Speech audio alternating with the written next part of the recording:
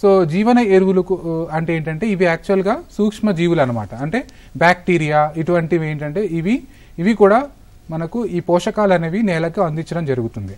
ఉదాహరణకు మనకు పప్పు జాతి పంటల్లో ఈ రైజోబియం అనే ఒక బ్యాక్టీరియాని గనక మనం విత్తన శుద్ధి కనుక చేసుకున్నట్లయితే 200 గ్రాముల ఈ రైజోబియం అనే ఒక బ్యాక్టీరియాని మనము ఎకరానికి సరిపడే విత్తనానికి మనం పట్టించుకొని కనుక విత్తుకున్నట్లయితే ఇవేంటంటే గాలిలో ఉన్న నత్రజనిని స్థిరీకరిస్తాయి అన్నమాట.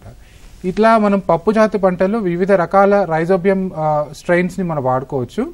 అలాగే మన వరిలో కూడా ఈ అజోటోబాక్టర్ లాంటివి కూడా మనం వాడుకునేందుకు అవకాశం ఉంటుంది. అంటే విత్తన శుద్ధి చేసుకొని వాడుకున్నట్లయితే సో మనం అవి నత్రజనిని స్థిరీకరిస్తాయి అన్నమాట, నత్రజనిని వరికి అందిస్తాయి. అలాగే మనకు ఆరుతడి పంటల్లో కూడా అజోస్పైరిలం లాంటి ఈ జీవన ఎరువును వాడుకునేందుకు అవకాశం ఉంటుంది.